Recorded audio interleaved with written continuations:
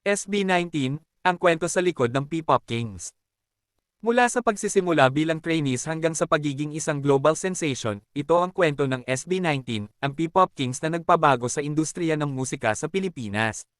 Mga unang hakbang. Noong 2016, 5 kabataang may pangarap, Pablo, Stel, Josh, Ken, at Justin, ang napili bilang trainees ng Shobe Philippines, isang local branch ng isang Korean entertainment company.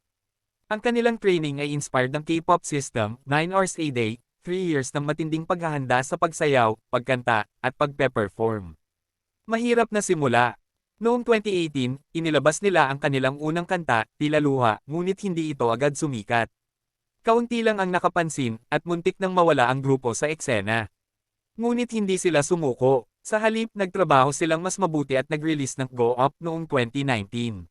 Sa tulong ng social media at masisipag nilang fans, ang atin, unti-unting lumakas ang pangalan ng SB19. Pagsikat ng SB19. Nag-viral ang kanilang performance ng Go Up, at nagsimulang tumaas ang views ng kanilang YouTube channel. Noong 2020, pumasok sila sa Billboard Social 50, ang unang Filipino act na nagawa ito. The results are in for Billboard's Hot Trending Songs chart powered by Twitter, and here's who's on top. SB19's Bazinga spends a record-breaking 7th week at #1. The Filipino group's single surpasses the 6-week run of BTS's Butter. Smooth like butter. For the most weeks spent at number Sunod-sunod ang hit songs tulad ng Alab, Hanggang sa Huli, at Bazinga, na nagtampok sa kanilang versatility at lalim ng like behind the scenes, The Incredible Journey of SB19 to Stardom Musician Authority, PERS. Global Recognition. Noong 2022, inilabas nila ang WYAT, at nagsimula ang kanilang international tour sa Singapore, Dubai, at United States. Pati ang Billboard Music Awards ay napansin na rin sila.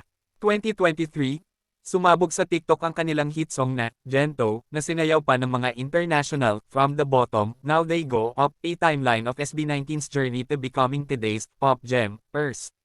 Ano ang sekreto ng SB19? Hustle at dedication. Mahigit 3 taon silang nag-training bago sumikat. Matinding suporta ng atin ang kanilang fandom ang tumulong para sila'y makilala. Musical evolution. Laging bago at unique ang kanilang tunog. Mula sa zero hanggang sa pagiging P-pop Kings, ang SB19 ay patunay na ang talento ng Pilipino ay pang world class. Ano ang paborito mong kanta ng SB19? Ay comment mo sa baba at huwag kalimutang i-like at i-share ang video na ito.